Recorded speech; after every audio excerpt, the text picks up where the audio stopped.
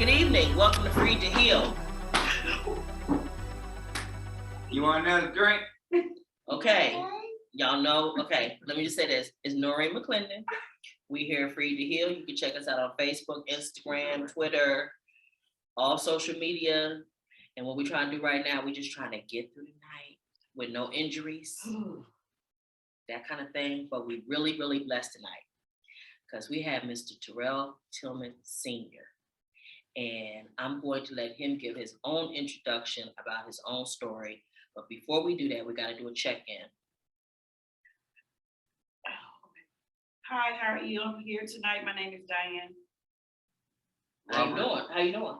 I'm doing fine. I'm doing better. Yes, I'm wonderful. Robert, I got operated on Monday and I'm still here. I'm doing good. I'm trying to stay alive. Yes, Okay. you are. How you doing? I'm doing good. You all right? Yeah. Who are you?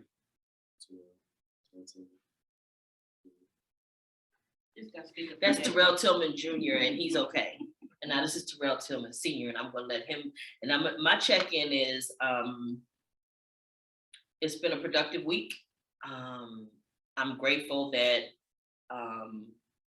we're able to be here. I'm grateful that Terrell Sr. agreed to do this interview because Terrell, we've known each other for some years, but he's one of those kind of people, no matter when I see him, he always cool. Always cool. Y'all, that dude, he just a cool dude like that. Y'all just don't know. He always cool. So I'm just glad to have him, but he also has a wealth of experience. And so I'm going to let him introduce himself.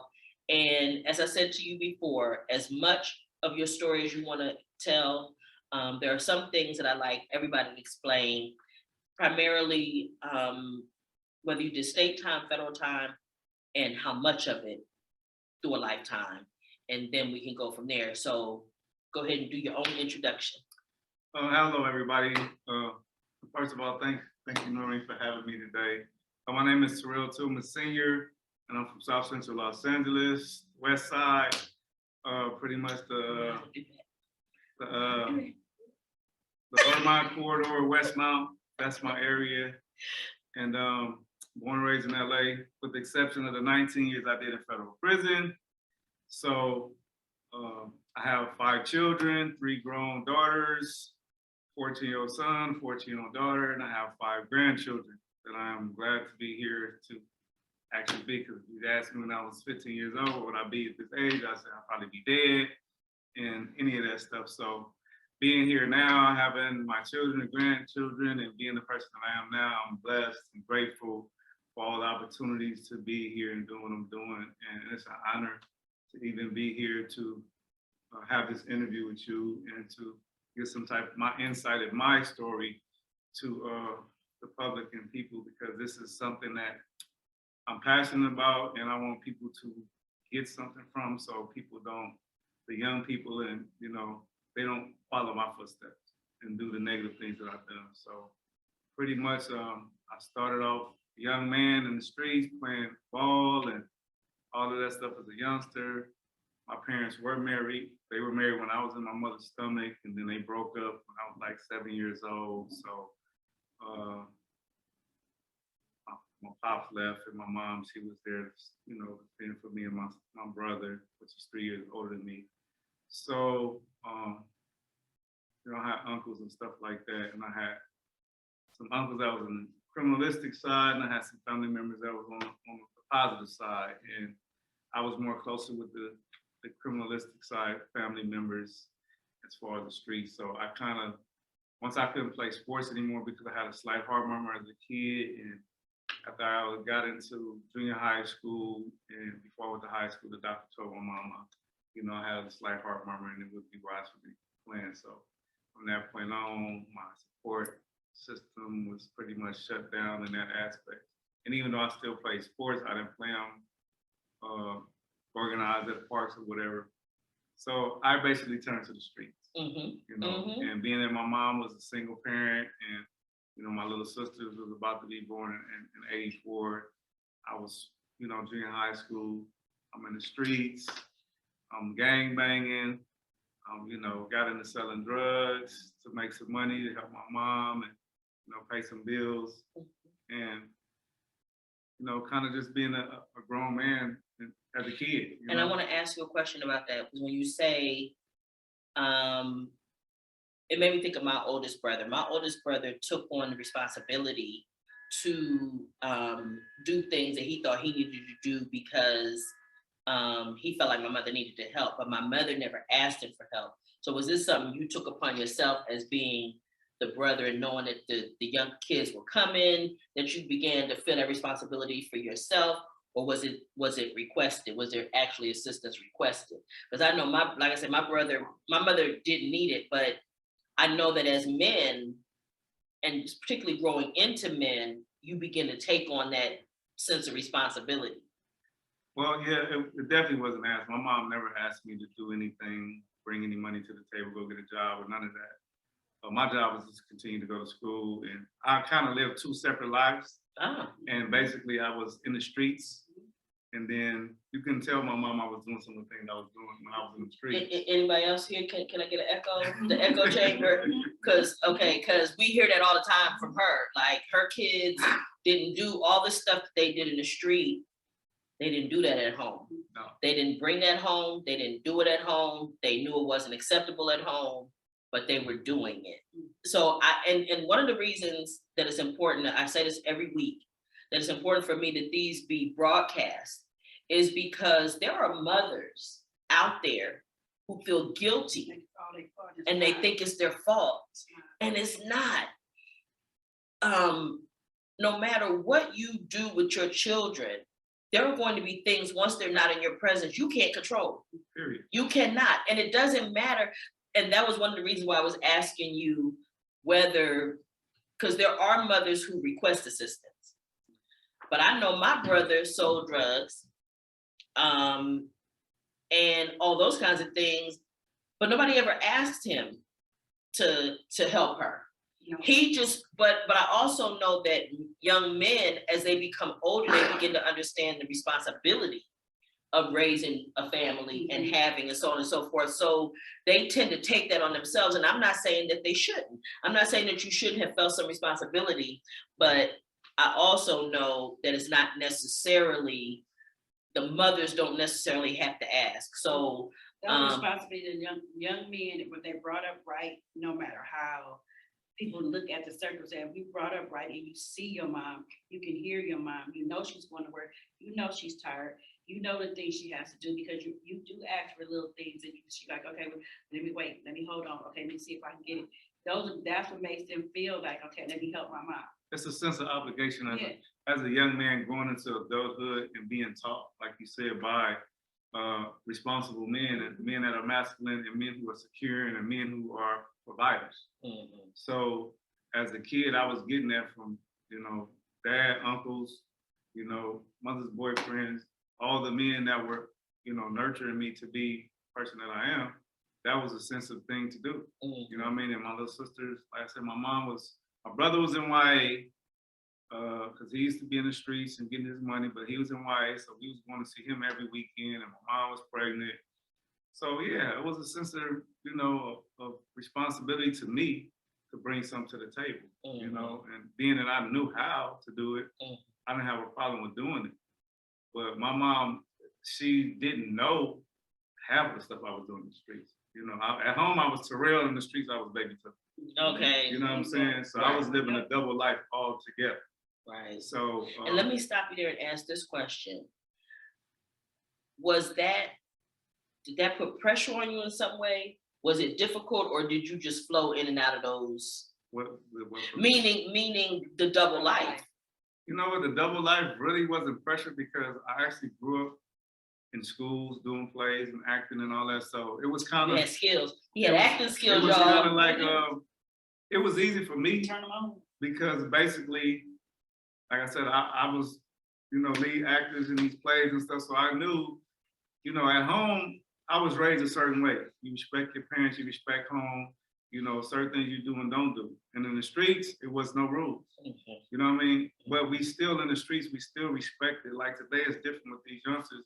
We respected our elders. We respected the women. We respected, it was a different culture. You know what I mean? But yeah, it wasn't hard for me, but because once I came in the house, I was surreal. Got you. You know what I mean? Okay. Period. So I was the sports guy. I was, Mhm. you know, go to church, Kingdom Hall, whatever it Got was, you. and all of that. Yeah. And once I left out the house, it was like, okay, now, you know, he comes Yeah. rag out. Here's what it do. You know what I'm saying? It's going down. Wait, he would go into the phone booth. Yeah, it's like when we hit the cone, it's a whole different ball game.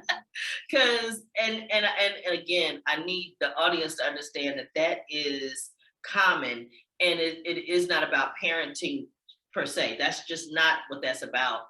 So that there are instances where some people put their kids on. They do that kind of thing, but I don't know of very many people who have actually encouraged it. I know it happens, but I've known more people like you guys where the mothers doing what they can, trying to provide, and the kids just do what they do. Now, so you fast forward out in the streets, doing what you do. How old were you when you were arrested and incarcerated? Well, I started going to jail at a kind of young age, like 12, 13 years old. So I was kind of back and forth in and out of juvenile hall. I actually graduated junior high school when I was in juvenile hall. Las Padrinas, Silmore, East Lake, which is central, and I went to end up going to camp. So it was crazy because when I got back out of juvenile hall, and my records was transferred from Willowbrook to Centennial. It was like I was like, Mom, I can't go there. She was like, what you mean you can't go there? I don't understand. Like, no, you can go wherever you want to go. I was like, no, I can't go there. And I was like, we got to go get my records. And I got to transfer to another school. So once we got up there, the little blood dudes that lived where I lived, I stayed in Bloodhood, but I went to school in Compton. So, and I went to all Crip school. So it was like different. And when I came home, it was like back in Bloodhood. So, but as I grew older, I didn't catch a case until I was actually 18. And I didn't go to the county jail. I didn't go to the state. I went straight to the fed. You sure didn't know how to do it, huh? Like you couldn't have eased your way on in. No, you just had to bam, catch the case. You know what I'm saying? At 18, right? All that time, you know what I'm saying? You couldn't have caught the little kid case. You catch it.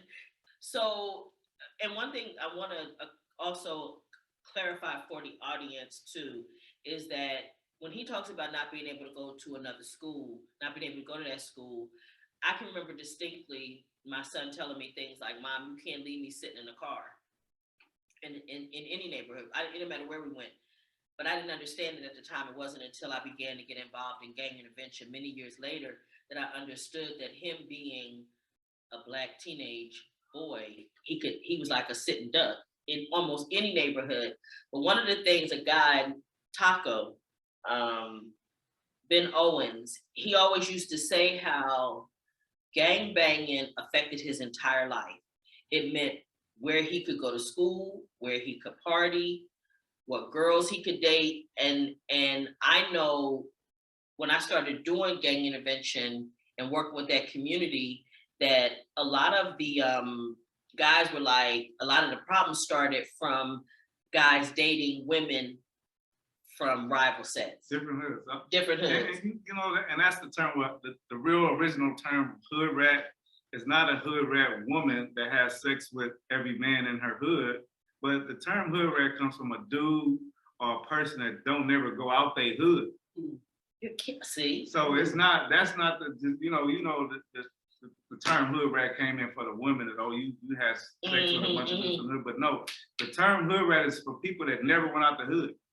Wow. They didn't go out the block first, they went around the corner of the street, or, that's a hood rat. Somebody which makes sense to me. That don't go out your hood. So I was never a hood rat. I mean, I grew up in LA, Inglewood, Watson, Compton, and I have family from different places. So, and then when in the gang life, I might didn't go to school at a certain place, but I went wherever because I was active with women. So I would have my pistol, and I'm going in Bloodhood, I'm going to Powerwood, I'm going to Compton, I'm going where I want to go. If I was with this girl or I'm dating this girl, I'm going over her house. It could be or travel. Now, once I get there, and maybe, okay, her brothers is from this hood, this, that, and the other, it might not be wise.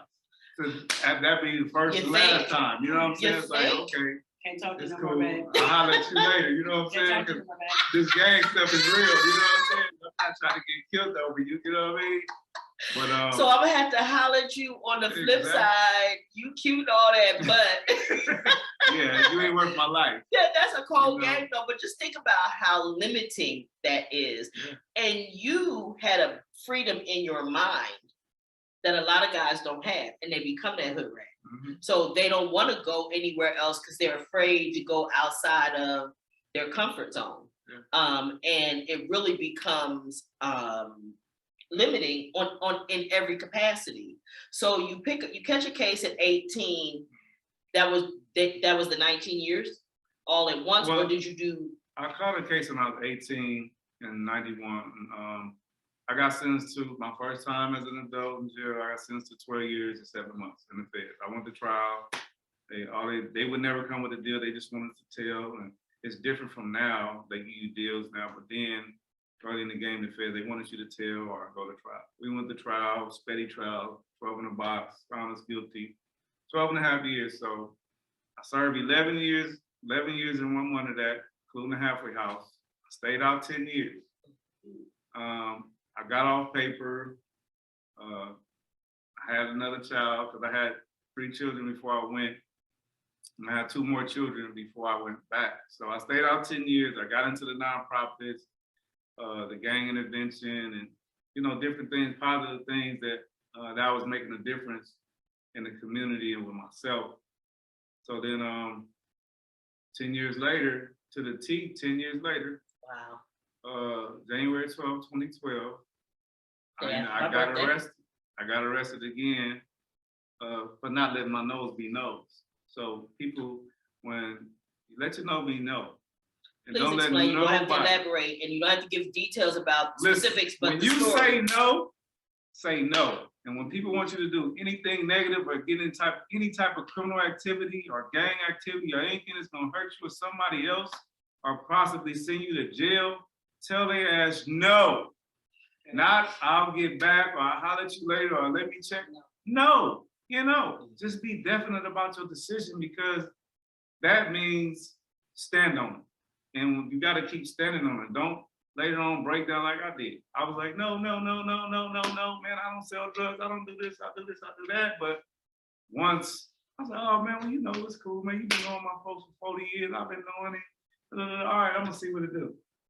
See what it do. And not standing on my nose got me 10 more years. Got me a new That's federal hurtful. case. That's hurtful, ain't it?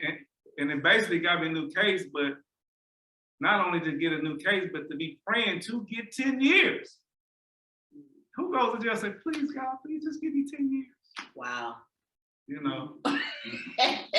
He that over there was- raising his hand. and that was because His it last wasn't walk murder. was 38. That's So because it wasn't murder, but it was a dope case. It was another prior that I had. And at that time in the feds, they had this thing called 851, which they had done away with the double jeopardy in the feds, and people was getting out their time or getting their money back. So the feds retract and came out with a law, 851, that if you caught the same type of case and went to trial, they can double up your time. So if I'd have went to trial and got 10 years, they could have doubled it up to 20 off the rip. So I was just praying to get the 10-year deal and knowing that I can get in there and possibly get in the drug program and get a year cut off my time and get the 6-month halfway house. That was my angle at that point in time. And so I said, God bless me to get the 10 years. And from that point on, it was like, I'm gonna do this 10-year bit different than I did the last 11-year bit. Because the first bit that I did, I was still into a lot of stuff. I was still into a lot of stuff that, my mind hadn't changed all the way over to where it is now at this age. Because I went in at 18 with a different mindset. And I got a lot of learning, I educated myself, but my mindset wasn't like it is today when I came out and went back in at 39. Well, and we talk often in these sessions about how to do that time. Right? Because how you do your time does make a difference. What you spend your time doing while you're there. If you're involved in dope, sissies, and what else? I just listened to that too. Dope, sissies, and something else. Well, Rat. And being a rat and telling on people, getting in other people's business and snitching on people while you independent. Those three things are guaranteed to cause your time to be more difficult, not just from the inmates, but from the COs as well. So there's a way that you do your time. I always encourage people to try to stay out the politics as much as you can. And those three things are going to put you in it. but honestly, you go to prison, you in the politics. Regardless if you're a figure in there or a voice in the politics, it's the difference. Mm-hmm. But once you go to prison, especially even the feds is kind of similar to the state now but the state is like the color thing, Mm-hmm. you know, blacks, and then you're gonna divide the blacks up to the Crips and Bloods, the Bay, the South, and then the whites have their little thing, and the Latinos have their thing. And then the feds is it's a regional thing too. So it's not only just the black thing or a culture thing, it's a regional thing. So, you know, people from California, they go back east to Pennsylvania or Chicago or Texas or something, you got a California card now, whether they black, Mexican, white, or whatever. Wow. You know what I'm saying? So you got cards within cards. And, you know, like the young man over here know, prison, you deal with homosexuality, you deal with drugs, you snitch, or gambling. Them 4 things will get you killed. You know what? My first prison was 6.5 years in Alabama. I didn't know what a damn Yankee was. But you was one. Yeah, till I went to. But you prison. was one, huh? Yeah. Didn't know what cotton was. Found out. But I found out. Yeah. And the thing is that so doing all of that time, again, still you adjust because you were older. So you stayed out for 10 years, so you had a chance to expand your mind in other ways too. No matter what you were doing that first 10-year bid or whatever, you had a chance to grow and mature as a person. One of the things I say is, even if just with the passage of time, you're not going to be the same person in 15 years that you are today. Life is evolution. It is, and you're gonna evolve. And so now you come out the last time, and what happens then? So now where you at? Because see, you doing great things. Well, like the judge told me when I got sentenced, because I had the first time I went to jail, I had no reference letter, not one. I was just a young. You didn't even know to ask for none. And then it was so cold because when I was on trial, one of the people that testified against me said that I had put a hit out on her. Oh, So wow. when she said that I had put a hit out on her, the whole jury looked at me like, what? You know, I was this young Well, and you still guy, got a baby face. Can you imagine? He's Oh, still I look like a baby, right? So can you imagine it? 30 years ago, 20 years So it was like, that was crazy. So when I went back in this time, I had information about how the system worked and what I really need to do. And I was actually out here doing a lot of stuff. You know, we graduated from PCI, TI, you know, I got a lot of certifications. I got parenting certifications and anger management stuff. So I was out here in the community doing things and learning. So when I went back in this time, I had a different mindset. And then also seeing people that was still there for my first bit and feeling like I had never left. Like I just took a vacation from jail and went back home. You know, he always talks about that was the crazy thing, you know what I mean? Yeah, he always talks about people who tell him, oh yeah, they're going on vacation, they would leave the pen and know when they're coming back. Yeah, because I've seen so many people do the same thing during my first bit, like, man, you done been back 3-4 times, nigga, you don't like the streets. You know what's up. You don't like freedom. You don't like freedom. I've seen them in there say, I'll see you in 3-4 months. I'm going out for my vacation. Yeah, because it's the mindset. And what kind of madness is that if you think about that's where you think it is. And so when you go back in, let me ask you this, which time would you say was harder to do? The second time was definitely harder. Yeah. The second time was definitely hard because the first time I was young, I was wild, I didn't care.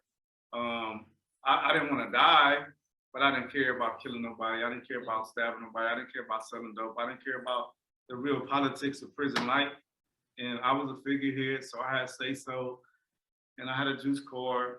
And I was somebody that could think outside the box. So I had a lot of responsibilities. You know, everywhere I went, I was, you know, a figure. So, but Shot this caller. time coming back in, no, I'm not gonna say shot caller because that's something different. But it's similar to somebody that just, you know, because where I'm from, there wasn't no shot callers. You know what I mean? We was all even keel. We might have people that had more rank or might been around longer, but we don't do that shot caller shit. Most You know what I places mean? I've been, every race had a shot caller. Yeah, in the feds, we didn't really get down like that. I mean, certain people had keys to the car, but Right. where I'm from, That's a shot caller. yeah, I understand the keys to the car, the shot caller, but we didn't get down like that because ain't nobody coming to nobody to say, can I do this? If something is wrong or right, no, it's gonna go down. We just gonna plot it out as a team. You know what I'm saying? Ain't nobody gonna say, well, you just go do this. No, ain't nobody ordering nobody to do nothing. And my car, the car that I was in. Now it might have been different in another Crip car, another blood car. I didn't have a car. So, Right.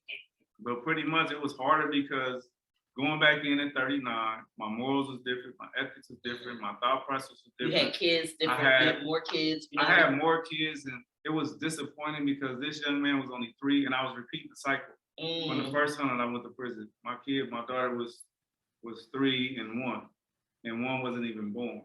So now I'm back on the second term. Now my first children that are grown, now they gotta miss out on another 10 years. You know what I mean? So, and now my new 2 kids, I'm being in jail more than they was alive. So it's like, not only am I missing time out of my life, I'm missing time out of their life. So I had a responsibility to not do the same thing. And I didn't. I didn't smoke. I didn't drink.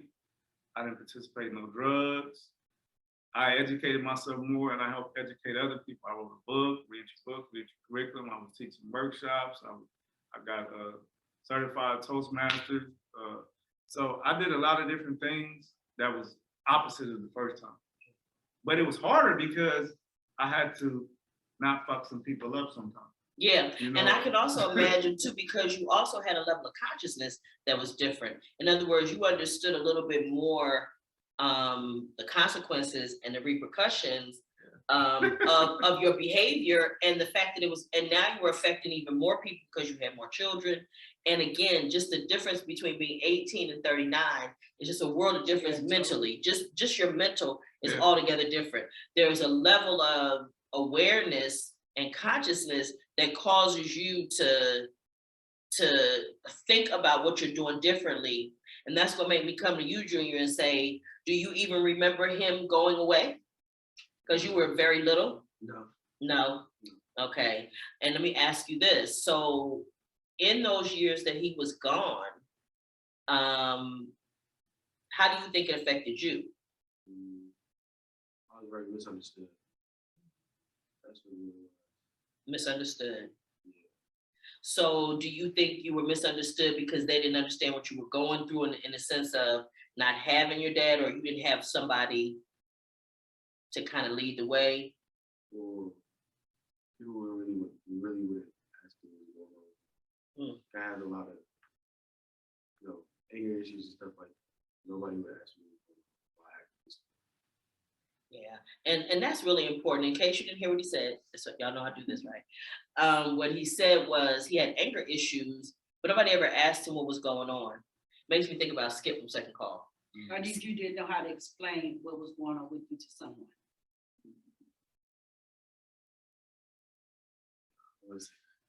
But nobody asked. Yeah, It's just nobody more than nobody asked. And that makes me think of Skip, because one of the reasons we do check-in any group that I do, Skip trained me to do a check-in because he said that he would go to school and he used to have to fight to get to school, either on the bus or walking or whatever. And he'd go in class and sit down and the teacher just start teaching.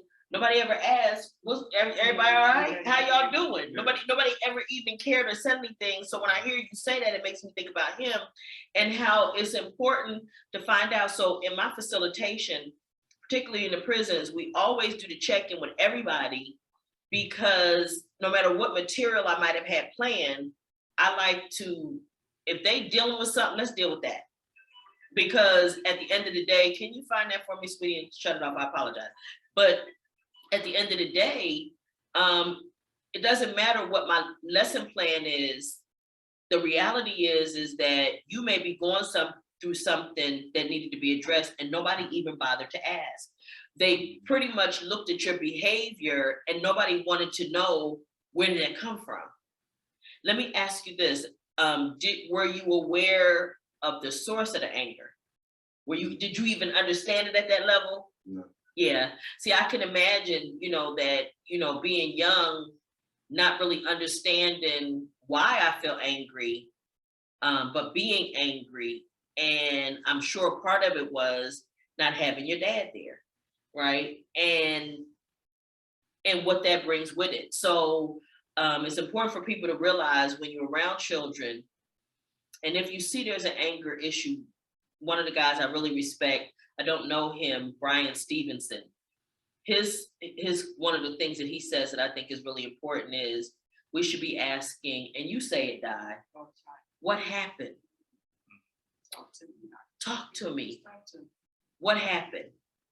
What's going on versus what's wrong with you? Why are you acting like that? What you doing this way? No, don't do Yeah, that. and I say what's going on. What's going on with you? What's going on? Because what's wrong is automatically assuming that something is wrong. And it's a negative connotation of All the somebody. way around, It's yes. like pointing the finger, like, what's wrong with you? Yes. So I ask people, what's going on? So because I don't know what's going on, so enlighten me, educate me on what's going on with you, and we can get to the root of the situation or try to get to the root of it. Right. And that's why they teach trauma impact now. Yes. And that's the thing that's very needed and essential now.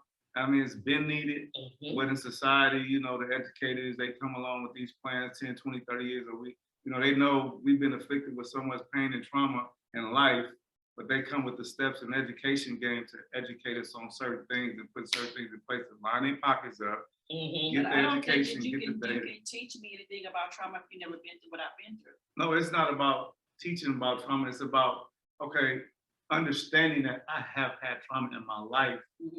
And what trauma where did it come from? Was it from a child in a household? How was it done? Was it verbal, sexual, physical?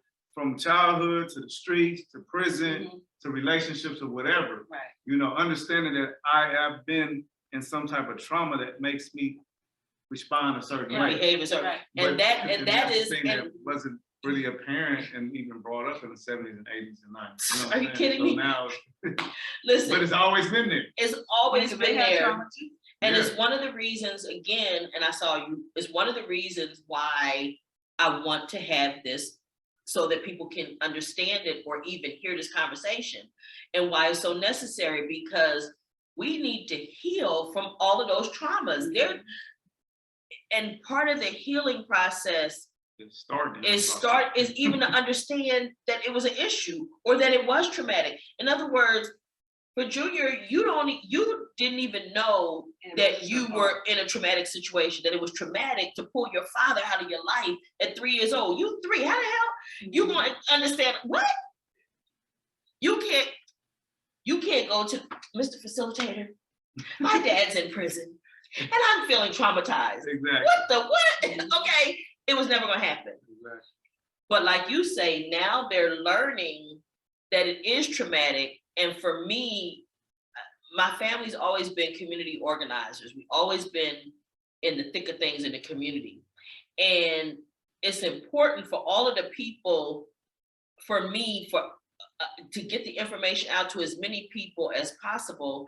And we were always trying to help my mom, my brothers, always trying to help the people around us. But we needed to understand, when you pull people out of the community, you just start plucking people out.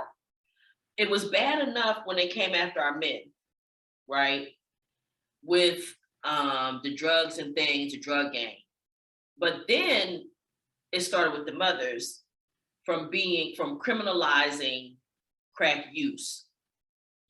And crack did something. It took away the foundation in our communities that even heroin and drugs before that didn't do. And the DCSF as well. Yes. From allowing parents to spank their children and discipline their children. That was the next step. After they took the men out of the homes, the women were out here to fend for themselves, and then the DCSF got in their business about how to raise their kids. Right. You know what I mean? Right. And then, but it's all just a part of how to get the kids in the system with a Right. number or something. So you eradicate the dad, then you separate the mother and the child, and you raise the child with all this trauma inflicted pain and harm and stuff. And you also get, it's the mother, because what does the mother feel when her kid is taken away from her? Mhm. You know, that's terrible. That's It's gonna, traumatizing. you know, it's very traumatizing, you Very. know, and some mothers go through it and try to get their kids back, and some mothers say the hell with it But and then go a whole you other have way. a lot of mothers that do try to go through the system and do it the right way, but they keep putting up roadblocks in front of them, so All they the time, get, they the get barriers, discouraged, and then Yeah. they give up, and the child is just left there. because there's no help. Those Yeah. barriers are created for a Yeah. reason. Oh, I know. Yes. You know what I'm saying? And that's the thing about the system. And, you know, like I said, everybody has choices. We all have choices. Mhm. The thing is understanding the system and what you're up against and those barriers and when they come. And having a strong mindset and being resilient and persistent to proceed past those barriers. And so, but my main thing to that is they broke down the structure that we did have. Yeah. So if you break down the structure, then I can take away everything else you have. Yeah, and then simultaneously feeding into our young people through television and media and things like that, that we're no good and that we are we're never going to succeed, and you know, and all those kinds of things, and that the possibilities aren't realistic for us. When you do that and breeding in self-hatred generation after generation. You wanted to say something, and you know, you have to speak up because you're way over there. Yeah, I did. I kind of forgot. Okay. And I think it was on the lines of like, I think it was because it was when I was talking about trauma. I think it was healing never stops. And I think that's Yeah. it's a key part in like the community just within. And then like I noticed Di said that trauma, like sometimes you be experiencing trauma and you don't want to listen or you don't care about somebody else explaining it because they trauma not your trauma. But that's one of the key foundations of healing is understanding that someone can help you that never experienced it because their outlook is completely different from yours. And it may be a good or a bad thing, but half the time, if you experience somebody, right, like me, I've never experienced losing my parents to prison. However, you gave me another outlook when you said you did something twice. That one thing helped me understand something with my father that he did something twice. You know, so like, it's like all about the mindset of who's listening, who's watching, who's hearing, you know, because no matter what, my trauma not gonna look like your trauma, but everybody goes through trauma. Whether it's Yes. someone leaving the home, your mom smokes cigarette, whatever it is trauma. And then like the constant thing of knowing that the healing process never ends is key because a lot of people be like, okay, I went to church for 6 months. I did this, you know, I prayed, I wrote Check my the journal, boxes. you know what I mean? Like, okay, I got good grades now, boom. I graduated, boom, now I'm healed. And then you get in a relationship and it's like, hold on, the trauma came back. Like It was triggered by it was something. triggered, you know, like Yes. it's different things. So like you never really finish the healing process until you're dead. Because I mean you're not able to grow Part of anymore. life. You know? Well, and thank you for that, because one of the things that I know is that the triggers of old trauma are triggered all the time. You know what I'm saying? It's never constant. stops. It never stops. That never stops, and the ability to be resilient, you have to build that in. That has to be taught, It's within yourself. and it has to be taught. It has to be nurtured. Coping mechanism. You got to be taught. You got to be shown that a lot of people don't. They only know one way. The guy that I dated, he had flight and fight. That was it. He didn't know how to do nothing else. It was either it was gonna be a fight or he was out. You see what I'm saying? Because those are That's trauma. and listen, and the thing of it is, but those two instincts come with you. You come with those fight and flight. That's just Normal. that's just human. The thing is when you educate yourself, Right. the education is the biggest thing, because certain things in every individual and every person is there, flight or flight. Mhm. Okay, but and even with the trauma, when did you get to the level of understanding that you are having trauma? You had that trauma. To understand that, damn, I'm traumatized for this, whatever. Then to know your triggers. Yes. What are my triggers? What's gonna trigger me off? What's gonna make me flip? What's gonna make me flash? Then what are my coping mechanisms? Right. How How do I do heal I up? prevent it? How do I see, okay, this person is trying to piss me off. You know what I'm saying? How do I not let them push my buttons? And how do I learn how to do that? How do I get the strength to pull back? And like I tell people all the time, God trained me a cold way because people think I'm a cold dude because I can turn on and off like a light. But it's not that. It's just the fact that he educated me and put me in some situations to where I had to be a thinker. You know, it was either my life or death or do something stupid that I knew better not to do or be smart and tuck that pride and ego. Because I know that was a temporary situation and I had to eat my ego up because yeah, the old me would have did this, but the new me that know better and smarter is not gonna do that. Can we address the ego? Can we address the ego and the pride? That's the main key. Ooh. That's the main key. Ooh, okay, cause listen, I am so grateful that I got over my ego at a very, very young age. Because let me tell you something. That will have me pulling off my. Yeah, she talking. She wanted. What? Yeah. What you say? Right? Because if you said it to me in private, I might not say nothing. But if you said it to me in front of Junior, now all of a sudden my ego tell me I got to set you straight. Yeah. Got to get you. How you gonna just? And Okay. the gangsterism is like that in the streets. And Man, in the come on. because the dude might be rah in front of a whole bunch of people, but hey, homie, let's ride up. Let's go over here. And talk. And, you know, he's gonna be nice and get, hey, well, homie, let's check Let this me out. explain to You know, you. yeah, let me talk. No, we ain't talking. Wait, okay, true story. True story.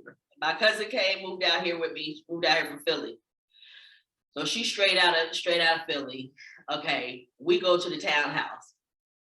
And it's crowded, but this lady told me I could put my jacket on the back of her seat while I was dancing. So I do that, then I go, she come back and she all mad because my jacket is on the back of the chair or whatever. So I get my jacket and we walk off and she gonna come and tap me on the shoulder. You hit me. That's hard. So of course, my project self, okay, yeah, okay. But this the cold part. My cousin, her position is this. We could just take this outside. We could take this outside. We could clear all this up. Let's just go outside. Wait, with her fresh Heineken bottle in her hand. Okay.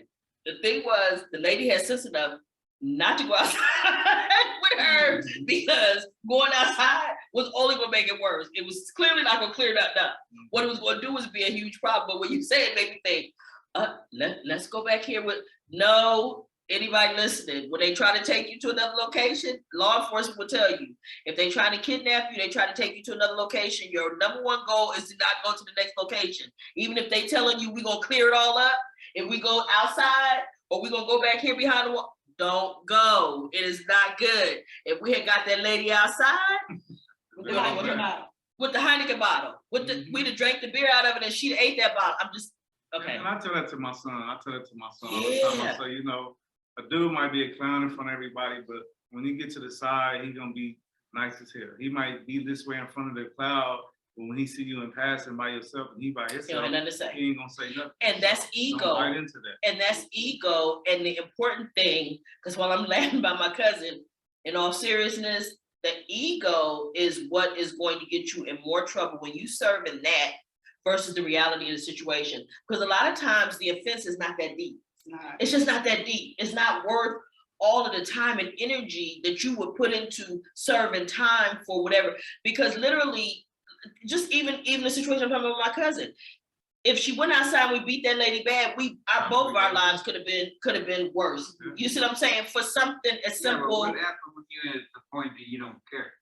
Well, that's a challenge. When you don't care, anything can happen, anything goes. Yeah, that's what Yeah, all bets are off at that point.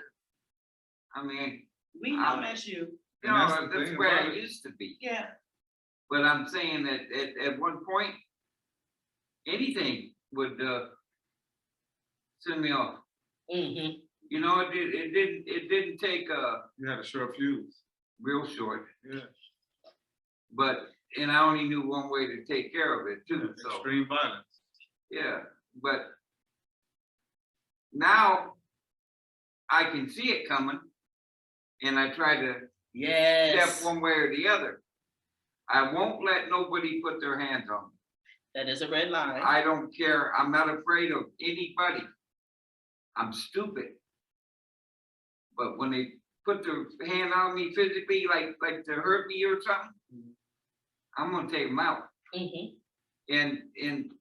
But if I know it's coming, now, You'll avoid it. not then, but now, Try to avoid it. I'll step to one side or the other to let them Do what they do. go do it. Yeah. And that, but for me, I learned that in my early age, because I had a situation, and literally when I looked at the situation after the fact, I could have literally wound up in prison for life in Georgia, and at 18 years old. And what it would have been behind was something so small. Somebody had stolen something from my mom, and I found out that she had it in my freshman year of college. She stole it senior year of high school. Well, I could have wound up in prison. My mother would have been horrified because what she stole could have been replaced, but my life couldn't. And my mother would have been so mad at me, but I was enraged. And I was so enraged, I went black. Like if you ever in the sun had to close your eyes real hard, you see the red dots coming at you, I saw red and I was gone. And the tragedy for that is, again, the impulse of being young, I didn't realize how big it could be for something so small, and it wasn't necessary. 2 seconds. Yes. No, Yeah, I'm give saying, yourself- I don't know how many times. 2 seconds. Change everything. Yeah, and it is fast, and it makes a difference. So and I know we facilitate and we teach count backwards from 10. Some people that don't work, I got kicked out. Listen, if it count back, and I don't say count to 10, count backwards from 10 and take a little bit more focus, which is going to shift your focus from this over here to what's going to keep you out of prison. So maybe if you need to go to 20, right? But whatever it is, give yourself that few minutes to think about what the potential consequences are. Give yourself a second to breathe so that there is something that can pull you back from the brink. So I think ego. honesty is the best thing that can help anybody. Say that again. Honesty is the best thing that can help anybody, because for myself, all the knowledge I have now is sometimes scary when I do it and go through things and talk and all that. But I didn't have all that back then. But this knowledge that I have now, life experiences help me learn to take that deep breath. No counting, just take this deep breath and listen, die, because it can go this or that. So now I've learned how to be like, Give it a minute. Sorry. Give it a minute. Give it a minute. And to understand and have the knowledge is one thing, but to make a wise decision. yeah, so it helps, but you have to, that's something you have to teach yourself too. It's You a really have to constant teach that to training. yourself. I tell people all the time, patience is a practice. Yes. And every day you wake up, you're gonna have a situation or situations Yeah. to teach you how to be patient. Yeah. And nobody's born with patience. Mm-mm. You know what I mean? No. Nobody's born with knowledge and wisdom. That is something that you acquire and you practice it all through your journey in life. Mm-hmm. Life don't never stop. You know what I mean? You And the keep learning process, You never stop learning. how when you stop learning and when you think you know everything is when you headed for a real big fall. And so now now you come home and you've been home how long now? I've been home 2 years and 6 months, 2.5 years now. Why it seem longer than that? Or did we meet in the pandemic at the office? I was in the house. Really? I was in the house. See, I wasn't even out there. I was still in the house. Oh, I didn't I realize didn't get that. out the house until September. See, I hit the ground running. Well, yeah, because that's what I'm thinking. Like we meeting on business thing. Yeah, I was in the He halfway doing it. Okay, I Remember, you didn't said know we did the that. halfway house, remember? Did I? Okay. Yeah, you dropped me off at the halfway house. Okay. So now you've been home for this period of time, and I want you to tell people what you've been doing with your time, because one of the things I want to makes me step back to take you back behind the wall to say, did you plot out what you wanted to do when you came home? Did you know what moves you wanted to make, or did it kind of grow organically since you've been home? I had specific plans when I stepped out that gate. And I was actually doing it while I was in prison. Like I said, I wrote a reentry book, I wrote a reentry curriculum. I was teaching that curriculum and practicing in there, facilitating reentry classes, workshops with the Toastmasters, and I facilitated reentry classes through the BOP while I was at TAB and at Yankton and at South Carolina. So I was facilitating and teaching my curriculum and reentry classes to people, because this is something I was going to do. And I also did one-on-one interviews with like 107 people about something I call I can't even say it because it's intellectual property and I can't even give it away right now. And it doesn't even exist right now in the world. Mm-hmm. But I did one-on-one interviews with people that were going home to see how they felt before they went home. Mm-hmm. And it's a case study that I did. Everything is documented verbatim, and it's gonna come out sooner than later. Mm-hmm. But it's something that's gonna help people have a better understanding of how they feel before they come home. Mm-hmm.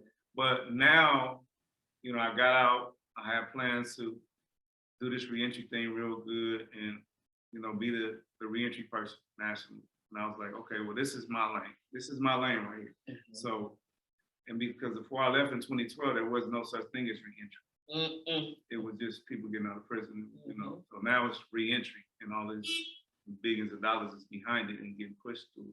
So I got home, and while I was in the halfway house, I got my curriculum, I got my book, but I actually got my curriculum, and I got blessed to be able to go to an office setting and type in my curriculum, because I had wrote everything in prison, because you don't type anything on the computers or the typewriters because it becomes their property. Because I'm also their property. Oh. So anything in prison that's on the typewriters or the computers can become the state or Fed's property. And if they take it, you don't own it. Did you hear that?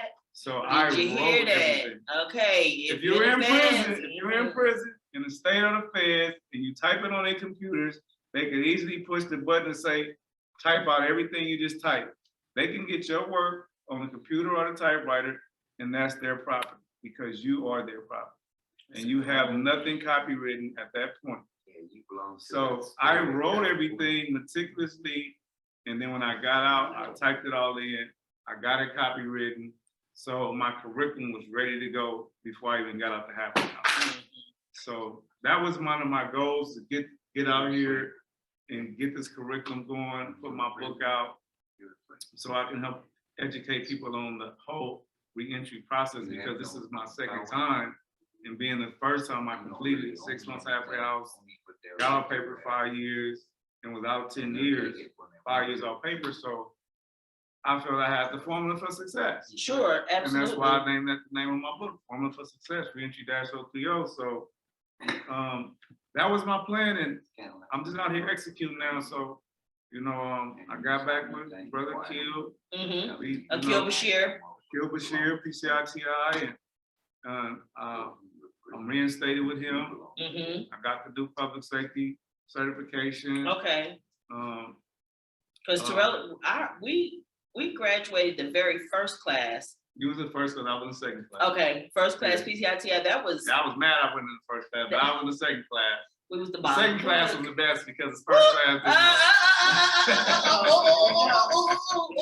okay, now he said tripping. Okay, we said tripping. I got a chance. Okay, let me just say this. No, let me just say this. No, we was the original.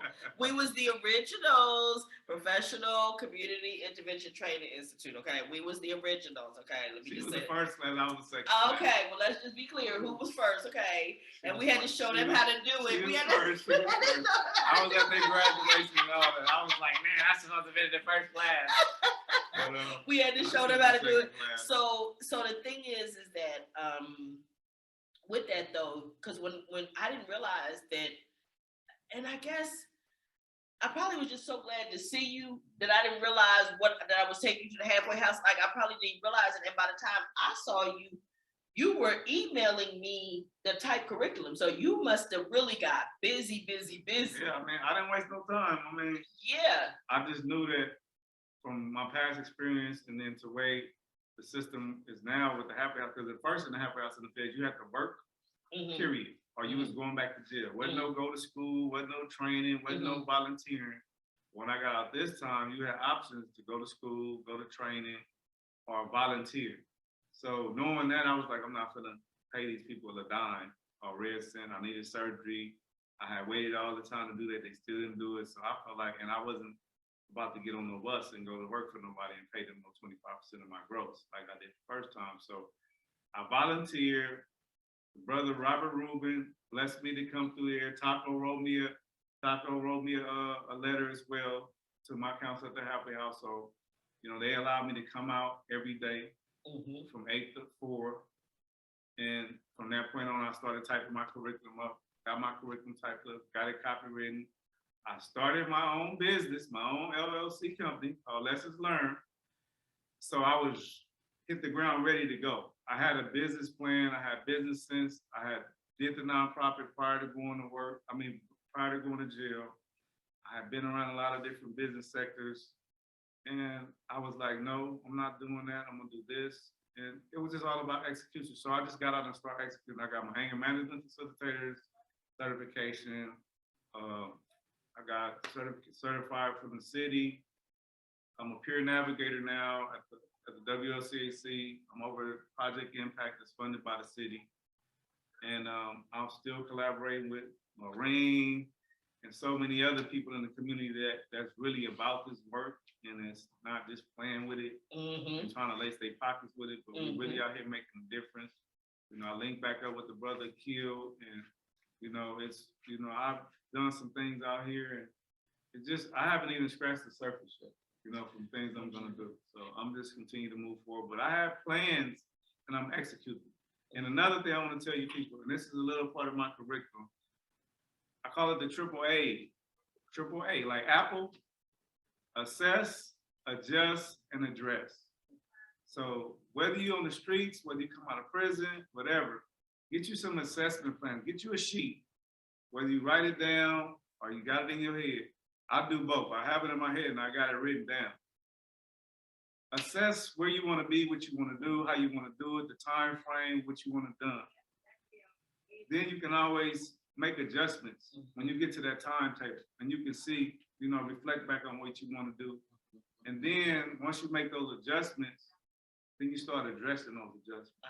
You know, and what's left of it? What's needed to do? Because once you do assess it, okay, I got a job, that's done. Okay, I got my license.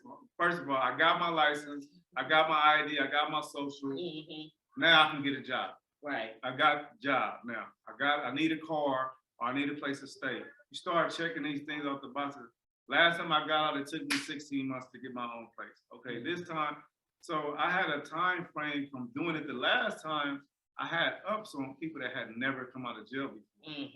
So it gave me the kind of ups of what I needed to do and how I needed to do it. And it gave me a time frame to judge and see, okay, well, if I do this way, I could be doing this, that way. You had measuring rod, you actual experience, which is again, one of the reasons why I ask people who have lived the experience. In other words, I'm not going to try to sit here and tell you what it's like to be an inmate. I never been an inmate. I never been an inmate. You know what I'm saying? I did 12 hours in lockup. You know what I'm saying? That was it. And listen, that was way more than I needed to do. Okay. So for me, I'm not going to try to tell you that. And being a loved one, somebody on the outside who was dealing with somebody who was incarcerated, that's something you can't tell me about. You see what I'm saying? You don't know what that's like. You don't know what his experience was like. His experience was different. It affected him differently. And you know, one of the things, so you mentioned something that made me wonder, when you were away, did your kids get to visit? Were you in locally, or did they send you out of state? The first time, I'm gonna tell you like this. The first time I was in prison, the 11 years that I did, I saw my daughter, my oldest daughter, one time. And that was in 1995 when I was allowed 5 years free. I saw my youngest daughter who lives in Iowa. The first time I actually even touched her, she was one when I went to jail, so she was 7 years old. And I saw her maybe about 6 or 7 times. And that was by the grace of her auntie, because her mama didn't bring her. Her mama brought her the first time, and then after the other 2 institutions, her auntie brought her. Mhm. And that was it. This last 8 years that I did, I had 1 visit Mhm. by none of my children. Mhm. Miss Lynn Rose came to see me. Mhm. Love that lady. She got my back. Mhm. Her and her and husband Terry Mhm. came and see me. The only person that came and see me not my whole bit, because when I was in South Carolina, my cousin Cynthia brought my grandmother to see me, Mhm. and then she came to see me again by herself. And And those see, are that's the 3 visits that I had. and that is the difficult part about federal prison, is the fact that they can send you anywhere in the country, which makes it even more difficult for families to see each other.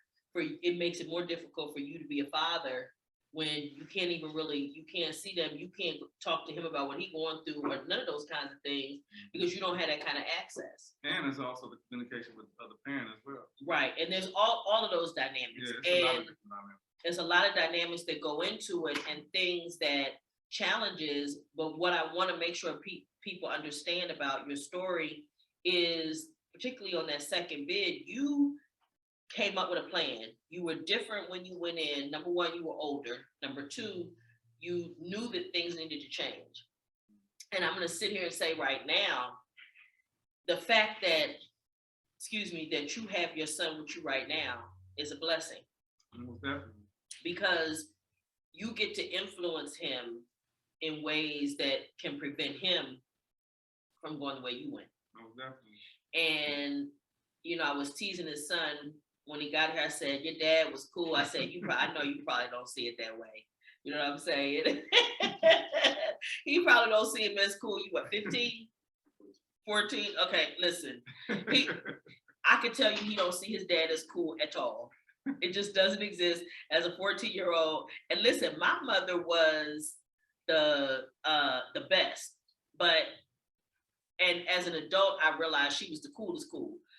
But at 14, she was so uncool. She was so not cool. But I'm just saying, it's such a blessing that you're here, and I'm glad for you that he's here at this particular time in your life, because these are the years that really are going, because you transitioning into a man now. Mhm. You're a young man right now, right? But you can transition into a man.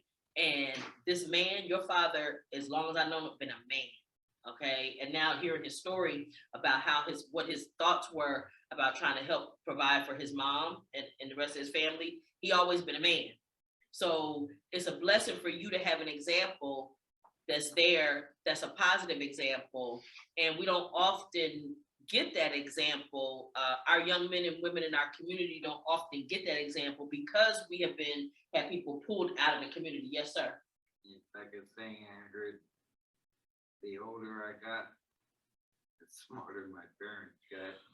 Oh my goodness, is that not the case? Okay, so my mother will be deceased 18 years in July.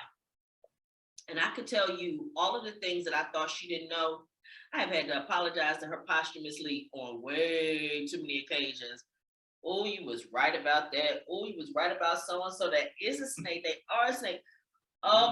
Like you say, the older you get, The smarter the your smarter your parents get. I'm telling you. Listen, they know. And part of it is just experience. Part of it is living that life. Welcome, darling. It's so good to see you. So I want you to tell them the name of your curriculum. I know you have a YouTube channel. I want to make sure that they can access you there. How can they reach out to you, to be able to contact you if they want you to facilitate, if they're interested in your curriculum and that kind of thing. I want to make sure we get that out there. Okay. My curriculum is called Lessons Learned, and that's also the name of my business. Lessons Learned is lessons with a Z, and you'll only see that Z, and you can actually type that in any computer, lessonslearned.com, and my picture and name will pop up, and the business will pop up, my website will pop up, and you can also go to Reentry-030.com. because that's the reentry site that I have specifically for reentry. So you can go to either one of those things, and you can give the call me, my cell phone 323-537-5908. And Do that one more time. For the 3 slow people who need to get the pen. 323-537-5908. And you can definitely hit me up anytime. I keep my phone on 24/7 because I'm, interventionist, and I keep it open for people. And I'm here, and I mentor a lot of people. So hit me up. That's the business. I do all sorts of services. So I just want to thank you again for having me here. Thank the team for having me here, and nice to meet everybody. And, thank my son for coming, because, And I want to ask you, how do you feel now? Couldn't hear you. I learned some things about his experience. I feel good. I'm glad I came. I'm glad, okay, that's what I want to know. I was itching to ask you that so bad. I wasn't gonna let you leave this building without asking the question about your trust. I'm such a cream puff, and We know. that's good, because you know what? It gives you a different insight into this thing that's in, right? You just got the whole picture. You know what I'm saying? But you don't know what was in it, all the ingredients. It's like somebody giving you the cake. You don't know, is that vanilla? What is that? Now you get a little bit more understanding. And what I encourage you to do, you guys continue the conversation. Ask him the questions. He'll tell you. You know what I'm saying? This is just totally awesome to me. That I get to be a part of this. Your education about who he is, and then I'm sure you learned how it was for him. You see what I'm saying? So this is just totally a blessing tonight. And so what I want to do is I want to give you an opportunity. Anything you want to check out on? I'm gonna check out on a note. It was very positive. It was very eye-opening. I did learn a lot from state prison, federal prison, how things are ran, and I'm glad and I'm happy for you. You came out with your feet on the ground and you keep them moving. Thank you, sir. Don't do it. Don't- That's it. We got it. That's his checkout. Nothing. I just think it's dope to see two Black men helping one You gonna have another. to speak up because they can't hear you. I just think it's dope to see that a Black father is talking to his Black son and letting them know the knowledge that comes with that, and also the healing that you guys have to go through in the process, and also you being open to accepting the forgiveness. I think that's a big part. Like, as kids, we don't forgive our parents, and as parents, we don't forgive ourselves. And then it's like the whole circle, like, I gotta forgive you for hurting me, you gotta forgive yourself, and then we could go through the whole forgiveness process together. So That's such a medical student type analysis. But it's so real, and it's coming from a young person who hasn't had that experience, but she sees the trauma. Yeah. Because I'm sure she has some friends that their parents have been in prison, and that's one thing I tell people. Like my daughters, my grown daughters, they didn't gave it to me. I'm dead. And I say everything you said is facts. I have to take that on the chin because it's facts. I didn't say, here, take me to jail. I want to be gone 10 years out of your life, but I did that. I can't rewind nothing. All of the trauma and scars, the mental scars that they got while I was in jail, I can't change that. you're gonna change. All I can do is now. Mhm. You know what I'm saying? I explain that to him, so therefore, it is hurt with me. It's pain with me. It's pain and hurt with them. But we got to work together. My oldest daughter, she texted me just recently, by the grace of God, and asked me how was I doing, because we hadn't talked for a while. And I was like, oh, cool. She's like, well, if anything that I could do for you, just let me know. So all I want to do is have a better relationship with you, because you're my firstborn, you my baby. And she was like, okay, cool. I was like, I'm all in. But my son, I tell him, I'm here. You know what I'm saying? I'm here, man. Whatever you want to do, I'm gonna support you. You know what I'm saying? But you got to talk to me. I'm not gonna bite you. I'm not gonna hurt you. No, that's the key. I'm here. You know what I'm saying? Communication. I understand, as a man and educating myself, I understand that the hurt and the absence that he may suffer from me not being there. So I'm willing. I have an understanding and educated myself about that by studying psychology, human behavior, emotional intelligence, it gives me the upper hand to understand, okay, this is why people act the way they do. This is the feelings that you feel when you feel. You know, so I tell my son, hey, holler, speak to me. You know what I'm saying? I might not like it, I might disagree, but hey, it is what it is. And I'm gonna respect your individuality and your feelings regardless. And we gonna get through this together. And that's why I be like, man, come on with me, man. Come see what your pop's doing, see what I'm about. I ain't just playing this game out here. Yeah. I hurt the community in a lot of ways, but now I'm trying to heal the community. I'm trying to help the community because and it's helping myself. And it's gonna help him. So I want him to know what I'm doing.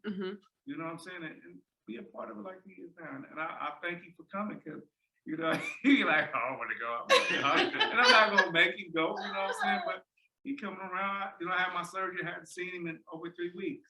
You know, I was like, you know, I miss you. You know what I'm saying? I miss you too, Dad. So, you know, we've been hanging out, you know. That's dope. See, and that just makes me want to shout from the rafters because I'm telling you, everybody don't get this opportunity that you got. No, take that back. People get the opportunity, but they still do not take the opportunity. Receive the correction received, because sometimes people aren't ready to forgive. They think that by forgiving, it means It's that letting they them off the have hook, and lets them off and the it's hook, not. or it says it was okay, and that is not what Right, forgiveness weak. is. Or that, okay, that's another one. And you're not weak.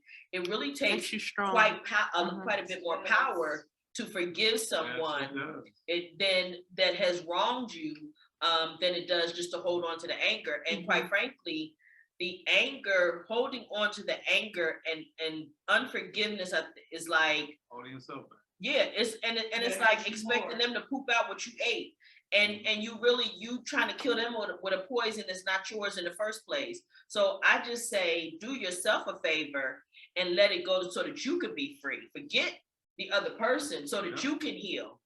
And I would just say, like, even with your older daughters, like, they're hurting themselves to protect themselves from you. Like, it's like it's a defense mechanism. Like, well, my mom is absent in my life, and for a long time, when she would try to reach out, it'll be like, no, because I don't want you to hurt me again. So it's like, I'm gonna build a force. So now I'm in control. So them saying like, I hate you or things like that, it's a defense mechanism. It's like, I'm not gonna give you the chance. Yeah, I'm not gonna give you the chance to disappear now, because I already set it up in my mind like, oh, he went for 10 years. He went again another 10 years. So now if he go to this next 10 years, it's not gonna hurt me. And I'm creating a defense, but it hurts them. Anyway. Like it's hurting them. Like it's hurting them every time they hang up in your face or every time they do something to hurt you. It hurts them more because they want the relationship. You know, they yearn for that. And but that's it's why just I'm open to, the that's why I coping. don't never close no window or door, and I understand that. You know what I'm saying? So a lot of parents don't understand that. Oh, definitely. They And fight be fire like, with "Fuck fire." that Yeah, kid," yeah. You know what I'm saying? I don't care, you ain't my own No, kid. But for Right. real. They do. No, they do. I done got on a lot of dudes and people like, man, that's your kid. You know what I'm saying? You got to understand their position before they can even understand your position. They're the ones who went. They didn't ask to be born in your mother. So I appreciate your insight because that would help the Wait, healing. I want you to hear. I want them to hear what you're saying. So wait, just wait. You were saying you appreciate. Yeah, I appreciate her speaking when she's speaking as a young lady and understanding that, because that's big in the community, in the reentry community, because a lot of dudes be tripping and they don't know how to address it. It's like, I give my kids their time to adjust to me and to heal to me. I'm here, period.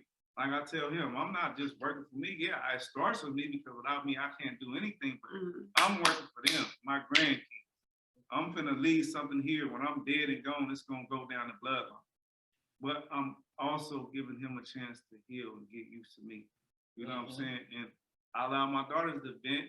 Hey, they gotta get used to me. I know I'm gonna be here. I'm never gonna shut my kids out, regardless of what they say, how disrespectful they might be. They hurting. And that's what hurt sounds like. Pain. That's what pain sounds like. It sounds very disrespectful, but you're saying something that your mom told you. I was raised through juvenile hall, youth authority and all that crap, you know that. So my mom moved to Alabama next to my sister. And she told me, she says, you get in trouble out here, don't call me. Don't write me, don't do shit. And of course, you know, my ass did what I did. And she didn't show up for a couple of weeks. And I thought, well, you finally did it. You really messed up You this broke- time. You broke her back because She was always But- there. mom's a mom. Mom will always be Yes. there. Yeah. Always. Yeah. Always Yeah. gonna be there. And I'm just, but this is very healing. Any last comments from you, sir? Anything you wanna, last thing you wanna tell anybody? I'm glad I came over. So I can see that. Good. it was a good experience. Wonderful. Anything for you? Any last comments? I just want to thank, like I said, for having this platform and you invite me. And hopefully a lot of people tune in and get the message that we sharing. It ain't about the messenger, it's about the message. Yes. You know what I mean? And, take the Receive words it. and receive the words because this is our community. I don't care if you've been in prison, haven't been in prison. You know somebody in the community, you in a community that's affected by people that have been in that position. Mhm. So just, get something from this. We're not doing this just to bump our guns. We're doing this to help people heal and have a better understanding how to change our communities and better them at the same time. Believe that this is really about trying to help people heal. Because when my prison experience and juvenile hall experience started, I didn't have nobody to talk to. I didn't have nobody to reach out to. I had to figure it all out by myself. Mhm. And then if we did, we still didn't want to listen to them back then. No, but I wanted to talk to somebody Yeah. because I didn't know what was going on. I didn't know what to expect. I didn't know what to do. I didn't know nothing. Yeah. I didn't know anything. I was just, okay, they took him here. Oh, you're there. Okay, I got it. I didn't know what to do. I didn't know what my feelings were. I didn't know nothing. And nobody to share that with, and Yeah, that's have really nothing. important. Well, I tell you, like I told you the first time I went to juvenile hall, if my mother would have come and got me out in the first 24 hours, I wouldn't have been the prick I turned into be, Mhm. But after I got in that first fight, And survived. it was on, Yeah, there was Yeah, no it more was- fear of it. yeah, There it was was- no more fear of it. Right. And that is traumatic, but I'm so glad that, again, that we had this conversation because it's an ongoing process, and something you said is really important about the conversation. Whatever your daughters may be saying, that's their pain talking. Mhm. That's their pain talking. But I also want the children of incarcerated parents to know this. No parent ever woke up in the morning and said, I'm going to commit this crime so I can fuck my kid's life up. Period. Never happened. That's real big. Never. And that's real Never, ever, ever happened. No Okay, problem. now you can raise your hand. I want you to know you're gonna take your mask down and talk because they can't hear you. They can't hear you on the video. So you So guys, when I saw him through the door and I looked at him and I knew that was your dad. yeah, because it's kind of glad- all up in I'm here. glad you're here Yeah. because you're young. And you guys don't understand that what we do, we're trying to make a better life for you guys and then we go away. But we don't expect to be gone for as long as we have to leave for. And I don't know what he went for the second time for, but I'm sure it was for family good. And it's for you guys to understand that we did this for you. And what happens once we get into the system is like, it's detrimental to us, it's detrimental to you guys. But the love is always there. We can't reach out to you guys when we want. We can't see you when we want to, and your daughters. Just like she said, just like you saying, they hurting, and guess what? They waiting for you to go back. And when you don't go back, that's when they're gonna be all right. Once you stay home. Yeah, I said Once that, you remember, stay if your home. mind get Yeah, fixed on, you're gonna leave it. You're gonna leave it, or you that's the can't whole leave thing. it. Is And that where you that going messes again? you up. You didn't. You wasn't Right. here from the beginning. You weren't here from the beginning. And it's Yeah. a defense mechanism, and you're so astute at such a young age. You're so astute. I'm really grateful, and I hope we don't lose you to all of your multiple careers. You know what I'm saying? Because she out here doing her thing. And I Missy just- is just such a. Well, I'm gonna tell you like this: prepare to lose her. Prepare for her place because she's going places. She's I doing know. things. You know, I it's just- can't hold her back. She going, I appreciate her while she she's going here, to prison you know what I mean? because she's gonna run over somebody. Oh, you can't take my friend home no more. I got you. You can't take me home. Oh no my more. goodness. So, okay, well, we gonna rebuke that. We're not having that. What did you want to say, ma'am? I want to say that I don't know this guy here. I don't know. I was ready to hear the story, and I just had residents with me, and I'm ready to hear the story. And I was like, oh my God, especially because the child, Yes. especially because it's healing for them. It's Yes. healing for when they find out what really happened to us and how we were in there and how we really wanted to be with you guys, and we don't have our, Yeah. we don't have our opportunity, but we still love you guys. We still love you and stuff. And then we learned that the best thing to do is be out here with you. And for him to be helping the community, that's what I want to say. You come out helping the community. He's just a cool dude like that, and I feel so honored to have him here. So I just want to say to everybody, I hope that you got something out of this. It's been extremely wonderful. I thank you for being here. Don't forget YouTube, Facebook, Instagram, Twitter, Free to Heal. Please recommend it to your family and friends, anybody you know that you think might benefit from it. And we'll see you guys next week. Peace out. Yeah. Thanks.